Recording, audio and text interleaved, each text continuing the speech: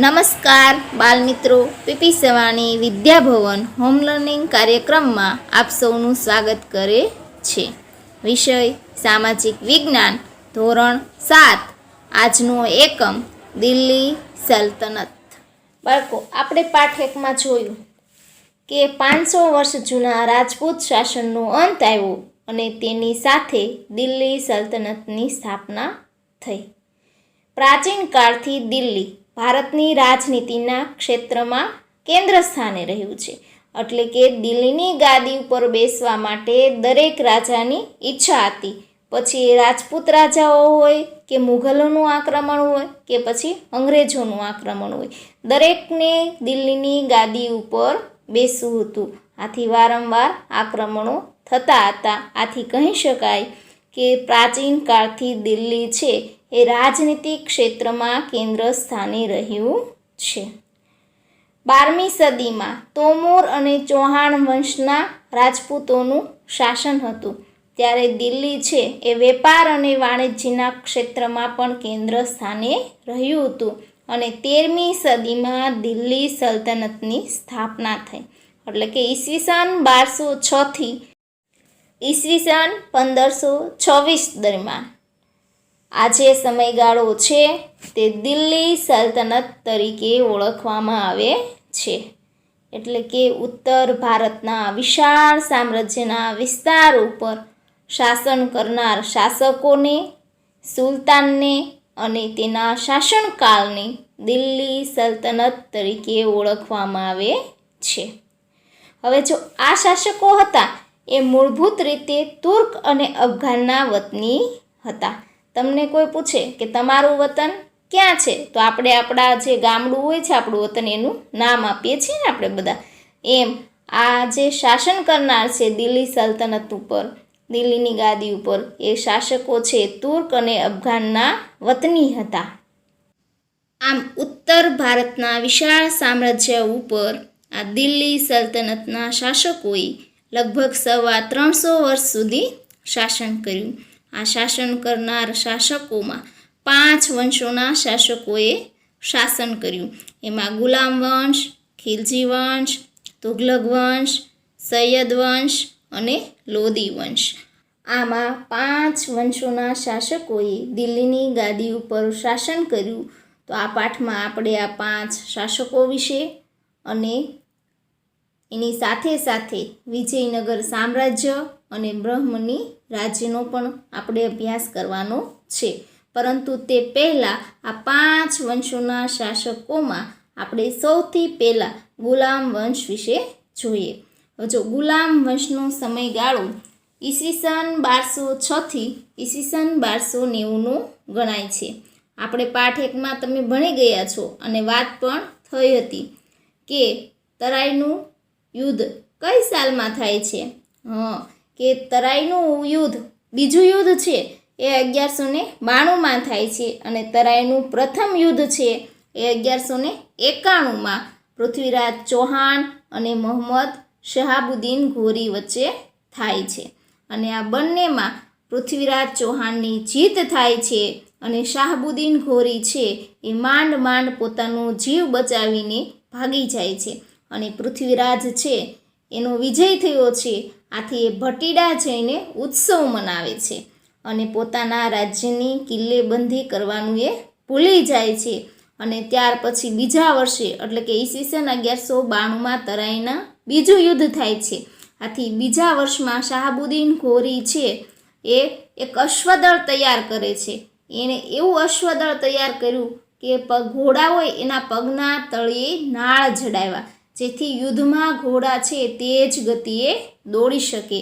આમ અશ્વદળને સારી રીતે તૈયારી કરી અને રાજપૂતો સાથે યુદ્ધના મેદાનમાં આવે છે તુર્ક મુસલમાનો, અને રાજપૂતો વચ્ચે યુદ્ધ થાય છે. તેમાં પૃથ્વીરાજ ચૌહાણની હાર થાય છે અને મોહમ્મદ ઘોરીની જીત થાય છે. આમ તુર્ક સેના સામે ભારતીય રાજપૂતો ટકી શકતા નથી અને પૃથ્વીરાજ ચૌહાણની હાર થાય છે. તેની સાથે જ તે રાજપૂત શાસનનો અંત આવે છે અને તુર્ક સત્તાનો પાયો નખાય છે. હવે મહંમદ ઘોરીને ઉત્તરાધિકારી તરીકે નીમવા માટે પુત્ર ન હતો. આથી તેને પોતાના પ્રિય અને વિશ્વાસુ એવા ગુલામ કુતુબુદ્દીન ઐબકને આ દિલ્હીનું શાસન સોંપે છે. જો ગાદી નથી આપતો, કારણ કે રાજા હોય છે એ ઘણા બધા રાજ્યો જીતતો હોય છે, પરંતુ બધા રાજ્યની ગાદી ઉપર એ બેસી શકતો નથી. તેના માટે સુબા નીમે છે અથવા નાજીમો નીમે છે, ગુલામ નીમે છે. તો આ એનો પ્રિય અને વિશ્વાસુ એવો ગુલામ છે. કોણ? કુતુબુદ્દીન ઐબક. અને દિલ્હીનું શાસન એના હાથમાં આપે છે.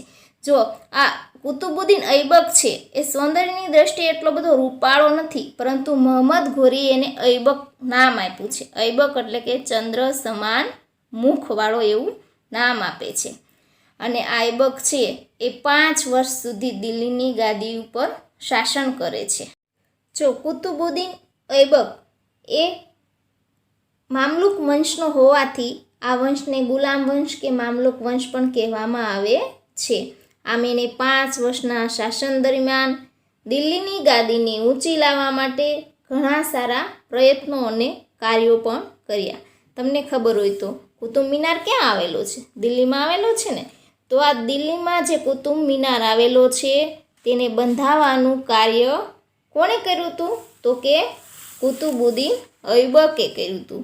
કારણ કે આ કુતુબ મિનાર છે એને પોતાના કાકીની યાદમાં બંધાવેલો હતો, પરંતુ આ કુતુબ મિનાર બંધાવતા તેનું મૃત્યુ થાય છે. આથી કુતુબ મિનારનું કાર્ય છે અધૂરું રહે છે અને પૂર્ણ આગળ એનો જમાય છે ઇલ્તુત્મિશે પૂર્ણ કરાવે છે. આમ 1210માં કુતુબુદ્દીન ઐબકનું ઘોડા પરથી પડી જવાથી મૃત્યુ થાય છે. પોલો રમત રમતા પોલો રમત એટલે કે જે ઘોડા પર બેસીને સ્ટીક વડે રમાતી રમત આવે છે. આ રાજાઓ છે પહેલાં આવી રમતો રમતા. તો આમ કુતુબુદ્દીન ઐબક છે એ 1210માં પોલો રમત રમતા ઘોડા પરથી પડી જતાં એનું મૃત્યુ થાય છે.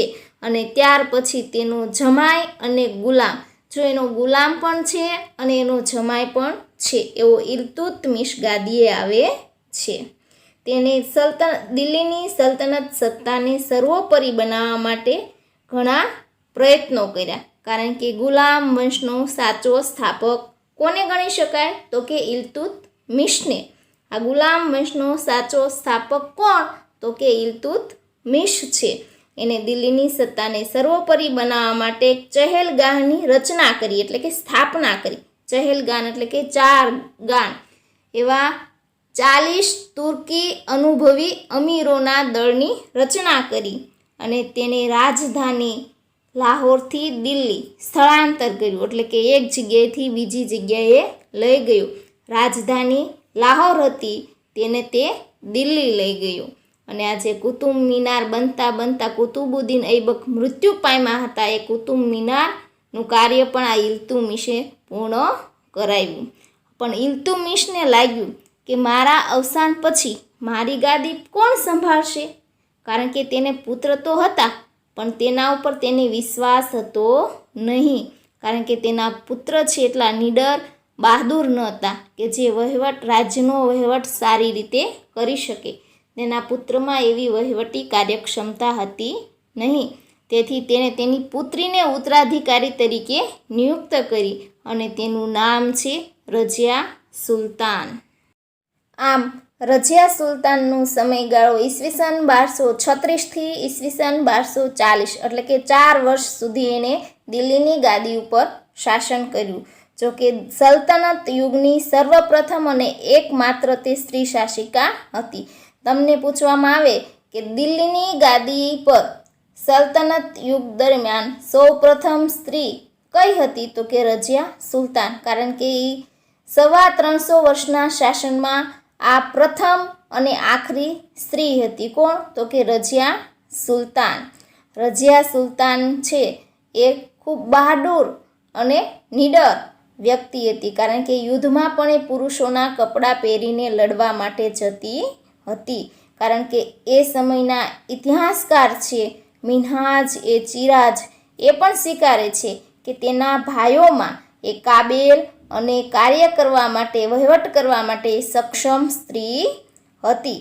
પરંતુ આ વાત એના ભાઈઓને અને દરબારી અમીરોને ન ગમી, કારણ કે એક સ્ત્રી શાસન ન કરી શકે તેવી વૃત્તિ, સત્તાની સતત લાલચ અને અમીર ઉમરાઓના વિદ્રોહને કારણે તે શાસન લાંબા વર્ષ સુધી કરી શકી નહીં અને આનો સતત વિદ્રોહ ચાલતો ગયો. આથી એના શાસનનો અંત આવ્યો અને ત્યાર પછી જે ઇલ્તુત્મિશે 40 તુર્કી અમીરોનું દળ બનાવ્યું હતું, એ દળે તેના ઇલ્તુત્મિશનો પુત્ર નસરુદ્દીનને ગાદીએ બેસાડ્યો અને 21 વર્ષ સુધી નસરુદ્દીને શાસન કર્યું.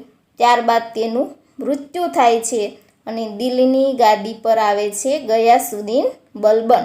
અને ગયાસુદ્દીન બલબન ઈસવીસન 1266થી ઈસવીસન 1287 સુધી, એટલે કે 22 વર્ષ સુધી એ શાસન કરે છે અને દિલ્હીની સત્તાને ઊંચી લાવવામાં ઘણા બધા તેને પ્રયત્નો કર્યા. તેણે જે ઇલ્તુત્મિશે જે ચહેલગાહની રચના કરી હતી એ એને તોડી નાખી, કારણ કે દિલ્હીની સત્તા પરથી અમીરોની પકડને હળવી કરી. આમ બલબન છે એ સાહિત્ય અને કલાનો પણ પોષક હતો. એને શોખ હતો ગાંડો સાહિત્ય અને કલાનો. તેના દરબારમાં પ્રસિદ્ધ કવિ અમીર ખુશરો અને અમીર હસન જેવા કવિઓ હતા. આમ તેના મૃત્યુ બાદ તેનો પુત્ર કૈકોબાદ ગાદીએ આવે છે, પરંતુ તેના જે એક અમીર જલાઉદ્દીન ફિરોજ ખલજી નામના તેનો જે એક અમીર હતો, તેને ગાદી પરથી ઉથલાવીને ખલજી વંશની સ્થાપના કરે છે. આમ અહીંયા ગુલામ વંશનો છેલ્લો શાસક કોણ હતો? તો કે કૈકોબાદ. અને એના મૃત્યુ બાદ એ ખલજી વંશની શરૂઆત થાય છે. અને કોણ કરે છે? જલાઉદ્દીન ખલજી. જલાઉદ્દીન ખલજીથી ખલજી વંશની શરૂઆત થઈ. ખલજી વંશનો સમયગાળો ઈસવીસન 1290થી ઈસવીસન 1320 ગણાય છે, એટલે કે 30 વર્ષનું શાસન છે. જો દિલ્હી સલ્તનતમાં 300 વર્ષના શાસનમાં સૌથી ઓછું શાસન હોય તો એ ખલજી વંશનું છે. એને 30 વર્ષ શાસન કર્યું. હવે જલાઉદ્દીન છે એ 6 વર્ષ શાસન કરે છે અને દિલ્હીની ગાદી એક મહત્વાકાંક્ષી સુલતાન અલાઉદ્દીન આવે છે. જો જલાઉદ્દીન છે એને ગાંડો શોખ હતો સામ્રાજ્યનો વિસ્તાર કરવાનો. જ્યાં યુદ્ધ કરે ત્યાં એ રાજ્ય જીતતો. આમ દક્ષિણ ભારતમાં, ઉત્તર ભારતમાં અને પોતાના સામ્રાજ્યનો વિસ્તાર કરે જ જતો. અને તેથી તેને પોતાના ભત્રીજાને સુબેદાર બનાવે છે. એનો ભત્રીજો કોણ છે? તો કે અલાઉદ્દીન ખિલજી, કારણ કે એના ભાઈનો છોકરો. એટલે જલાઉદ્દીન ખિલજી અને અલાઉદ્દીન ખિલજી વચ્ચે કાકા ભત્રીજાનો સંબંધ છે. અલાઉદ્દીન ખિલજી નિરીક્ષર હતો, ભણેલો ન હતો, પરંતુ એક સુધારક હતો. જ્યાં પણ કંઈ યુદ્ધ કરવા જાય ત્યાં એ જીતીને જ આવતો. અને આ જોઈ એના કાકા જલાઉદ્દીન ખિલજી છે ખુશ થતા. ઇતિહાસમાં એવું કહેવામાં આવ્યું છે કે અલાઉદ્દીન ખિલજી જ્યાં જ્યાં જતો ત્યાં યુદ્ધ કરી જીતીને આવતો, ત્યારે એના કાકા છે જલાઉદ્દીન ખિલજી એ ખુશ થતા અને એની સામે એના વધામણા કરવા જતા. પરંતુ ઇતિહાસમાં એક પલટો આવે છે, કારણ કે દિલ્હીની ગાદી ઉપર ભત્રીજાની નજર બગડે છે. અલાઉદ્દીન ખિલજીની નજર બગડે છે. આથી એના કાકા જલાઉદ્દીનની હત્યા કરી અને દિલ્હીની ગાદી ઉપર અલાઉદ્દીન ખિલજી આવે છે. જલાલુદ્દીને અલાઉદ્દીન ખિલજીની પુત્રની જેમ એનો ઉછેર કર્યો હતો, કારણ કે અલાઉદ્દીન ખિલજીના પપ્પા છે એ નાનપણથી એના પિતા છે એ મૃત્યુ પામ્યા હતા. આથી જલાઉદ્દીન ખિલજી એને પુત્રની જેમ ઉછેર્યો અને પોતાની દીકરીના લગ્ન પણ તેની સાથે કરાવ્યા. એટલું જ નહીં, એને સુબેદારી પણ આપી અને સૂબો પણ બનાવ્યો. પરંતુ આવું નેકદિલ જલાઉદ્દીનની હત્યા કરી તેની ગાદી ઉપર અલાઉદ્દીન ખિલજી આવે છે અને તેને ઉત્તર ભારત અને દક્ષિણ ભારત ઉપર વિજય પ્રાપ્ત કરી પોતાના સામ્રાજ્યનો વિસ્તાર કર્યો. એ મૂળ છે એ ખંભાતનો હતો. અલાઉદ્દીન ખિલજી છે એ મૂળ ખંભાતનો વતની હતો.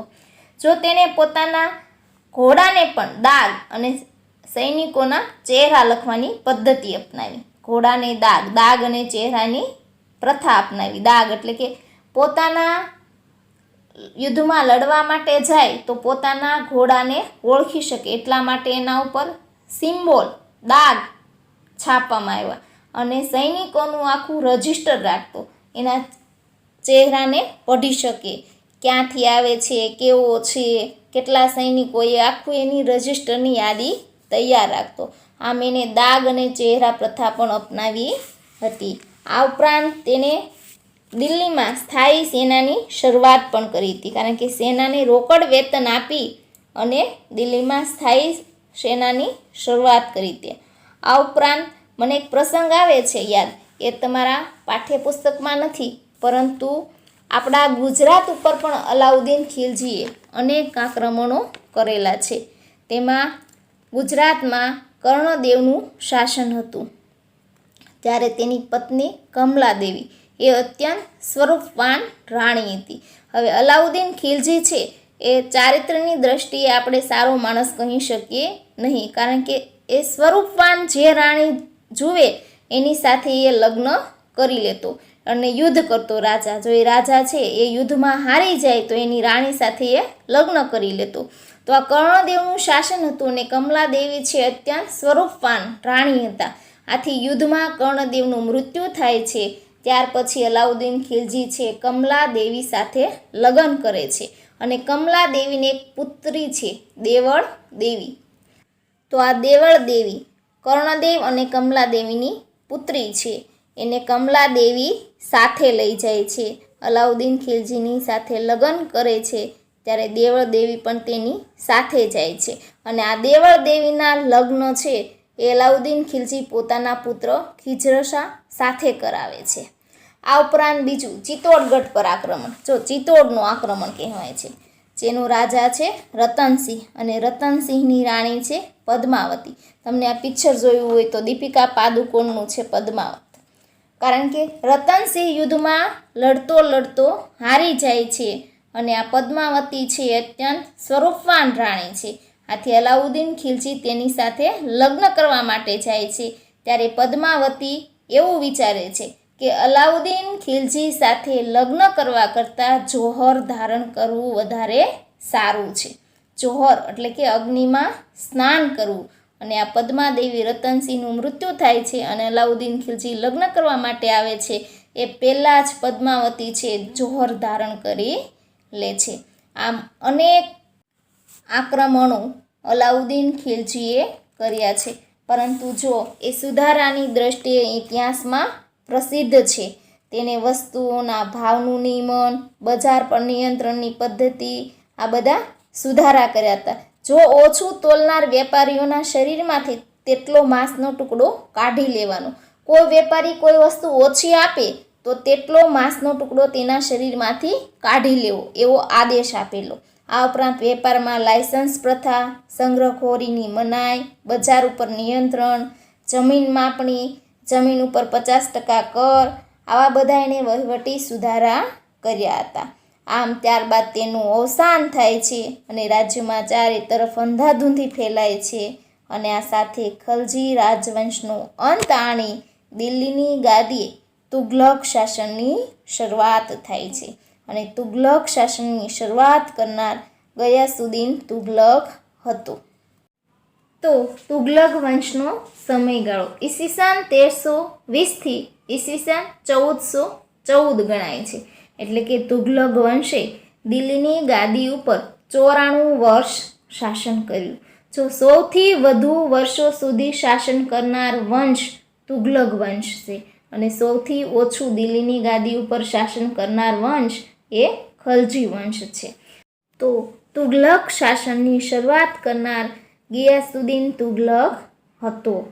કારણ કે આ ગિયાસુદ્દીન તુઘલકે જે અલાઉદ્દીન ખિલજીએ કડક નિયમો નાખ્યા હતા એ નિયમોને એને રદ કર્યા. જેમ કે ભાવ નિયમન, સંગ્રહખોરી, આ જે કડક પગલાં હતા અલાઉદ્દીન ખિલજીના એ આ ગયાસુદ્દીન તુઘલકે રદ કર્યા. જમીન મહેસૂલ માફ કરી, કારણ કે અલાઉદ્દીન ખિલજીએ જે 50% જમીન મહેસૂલ ખેડૂતો પર નાખી હતી એ ગયાસુદ્દીન તુઘલકે માફ કર્યું. આ સાથે દિલ્હી સાથે તેને દૌલતાબાદ નગર વસાવ્યું.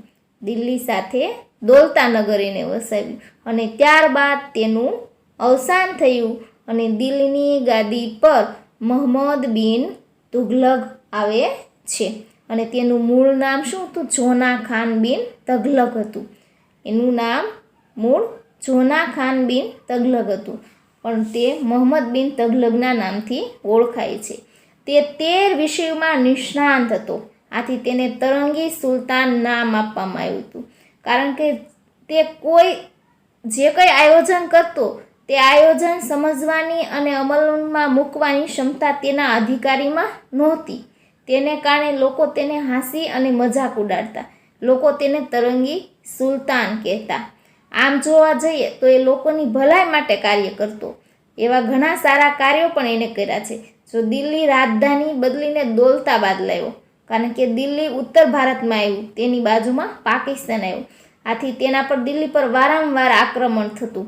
તેથી તેને બચાવવા માટે રાજધાની દિલ્હીથી દૌલતાબાદ લઈ ગયો. પરંતુ દૌલતાબાદ જઈને રાજધાનીનો વહીવટ સારી રીતે થઈ શક્યો નહીં. તેથી તે પાછી રાજધાનીને દિલ્હી લઈ આવ્યો. આમ હાંસીને પાત્ર તે બન્યો. આ ઉપરાંત તેને પ્રતિક મુદ્રા દાખલ કરી કે તાંબાના સિક્કાને ચાંદીના સિક્કા સમજવા અને પિત્તળના સિક્કાને સોનાના સિક્કા સમજવા. હવે આમ કરવાથી પ્રજાએ શું કર્યું કે ઘરે સિક્કા બનાવવા લાગી, જેથી રાજ્યની તિજોરી છે એ ઓછા મૂલ્યના સિક્કાઓથી ભરાઈ ગઈ. આમ એની મોટા ભાગની યોજનાઓમાં વ્યવહારિકતાનો અભાવ તેમજ તબક્કાવાર અને આયોજનબદ્ધ અમલીકરણના અભાવને કારણે આ યોજનાઓ છે એ નિષ્ફળ ગઈ. તેથી યોજનાઓને તરંગી યોજના તરીકે ઓળખવામાં આવે છે. આ મોહમ્મદ તુગલકના સમયમાં આફ્રિકન મુસાફર ઇબન બતુતા ભારતની મુલાકાતે આવેલ હતા. ત્યારબાદ મોહમ્મદ તુગલકના અવસાન બાદ તેનો પિતરાઈ ભાઈ ફિરોઝશાહ તુગલક ગાદીએ આવે છે. અને ફિરોઝશાહ તુગલકના અવસાન બાદ તૈમુરલંગ છે દિલ્હી પર આક્રમણ કરે છે, અને જેની સત્તાના પાયા હચમચી ગયા અને તુગલક સત્તા છે મર્યાદિત બની ગઈ. અને ત્યાર પછી સૈયદ વંશની સ્થાપના થાય છે. આમ સૈયદ વંશનો સમયગાળો ઈસવીસન 1414થી ઈસવીસન 1451 ગણાય છે. આમ તુગલક વંશના અંત બાદ ખિઝર ખાએ સૈયદ વંશની સ્થાપના કરી. તે તૈમુરલંગનો સેનાપતિ હતો, અને તેના બાદ મુબારક શાહ અને અલાઉદ્દીન આલમ શાહ જેવા 2 સુલતાનો થઈ ગયા. આમ બહલોલ લોદીએ આલમ શાહને ગાદી પરથી ઉઠાડી અને લોદી વંશની સ્થાપના કરી. ત્યાર પછી લોદી વંશનો સમયગાળો આવે છે કે ઈસવીસન 1451થી ઈસવીસન 1526 સુધી લોદી વંશ ગણાય છે. આમ લોદીઓ છે એ અફઘાની ગણાતા, એટલે કે બહલોલ લોદીને સલ્તનતના પ્રથમ અફઘાન શાસક કહેવામાં આવે છે. તેને લાંબા સમય સુધી શાસન કર્યું. ત્યારબાદ તેનો પુત્ર સિકંદર લોદી ગાદી પર આવે છે, અને તે લોદી વંશનો શ્રેષ્ઠ સુલતાન હતો. તેને આગ્રા શહેર વસાવી તેને રાજધાનીનું નગર બનાવ્યું. તેને અલાઉદ્દીન ખલજીની જેમ મહેસૂલી સુધારા પણ કર્યા હતા.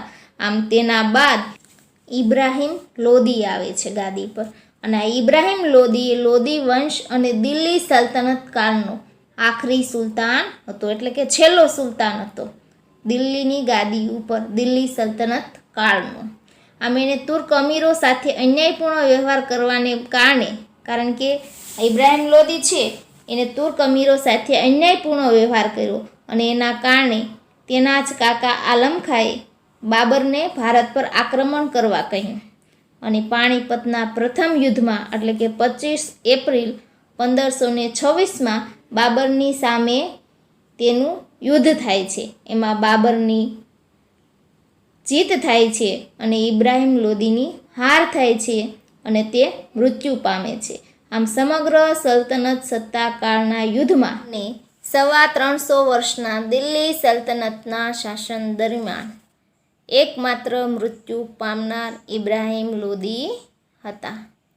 આમ અહીંયા દિલ્હી સલ્તનત શાસનનો અંત આવે છે, અને તેની સાથે મુઘલ સલ્તનતની શરૂઆત થાય છે. તો આપણે અહીંયા આજે આ 5 વંશો વિશે જોયું, અને હવે આવતા એકમમાં આપણે દિલ્હી સલ્તનત કાળની રાજ્ય વ્યવસ્થા અને તેને કરેલા સ્થાપત્યોનું નિર્માણ અને વિજયનગર સામ્રાજ્ય અને બ્રહ્મની રાજ્ય વિશે આપણે અભ્યાસ કરીશું.